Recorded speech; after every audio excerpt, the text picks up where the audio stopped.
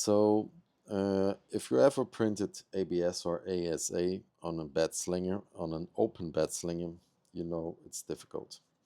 I was trying to print this SSD tray, and since the SSD gets hot and the device this is slid into also gets hot, PLA is not a good option. So I was trying to do it with ASA. The problem is, as you can see, if I hold it down here, the pieces are warped. I tried this 2 times and both of them, you can see at the front, are totally warped. The quality here is shit. So these won't work for the intended purpose. You can see the curve at the front of the piece. Okay, so why does this happen? At first I thought that the adhesion in the front was very weak. So this is one I printed out of PLA. You can see it's very thin at the front part, so I added a little block here to try to beef it up and make it stick to the bed. But as you can see, this didn't help. So the thing is, these higher temperature material like ASA and ABS, they like to shrink once they cool off. And you might imagine that if we're printing long strings from one side to the other, as the printer does, these strings are a straight line and they will try to contract once they cool off. And so one tip, even if you don't have a closed printer, a high-end printer, so in my case I have a Creality KE, B3KE, and it's not closed at all. But for something small like this, as you can see here, I actually managed to print it all out perfectly. What's the trick? If we look at the bottom side, and I show you this later in the slicer, you can see the pattern here is different than here. So what I did in this case, I changed a couple of settings in my slicer. So let's jump to the computer. This is the file I printed with success.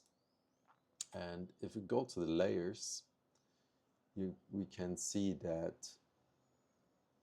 okay, there's nothing to do about them. So the top rails, they are straight. They will be straight. But if we go down here, what I did is I changed 2 settings. So let's go to the first layer. You see this pattern? Opa. This means that although I have these outer walls that will shrink in this direction, the main part here is structured in such a way that there is no straight long line that is pulling in one given direction. So this is the top bottom shell here, and I use this Hilbert curve pattern. And if I go to the infill, so the next layer,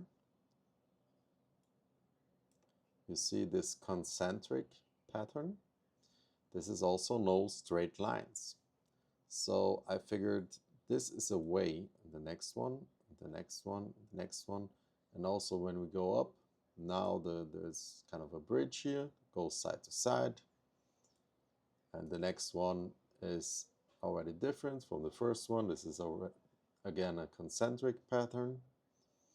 And in this way, my thought was, and I think this is actually what made the whole difference, is I have a lot of different forces pulling in different directions.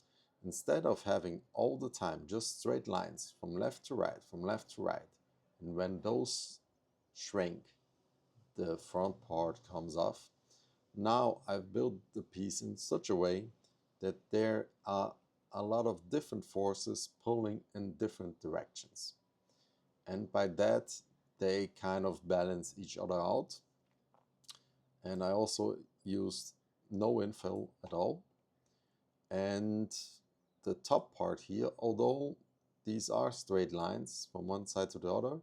I think once the bottom part had enough strength, this top part, so these both rails here, were not enough in terms of shrinking strength to pull the front part off. So if you need to print something, this is okay, this is not a big part, but think about how you're printing the plastic and the end effect.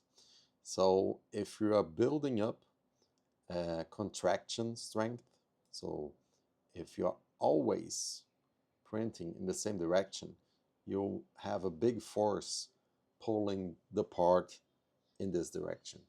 But if you keep changing the orientation of the plastic that you're printing, once the contraction starts to settle in, it kind of balances each other out and the part actually comes out as you intended. This does work for small pieces, and as I said, I have no enclosure at all. I have a cheap printer. It might not work for bigger parts, but you might test it and see what happens. So if you need to fight the shrinking force of ABS and ASA, think about the patterns that you are printing. If you like this video, leave a thumbs up and subscribe. Thank you very much.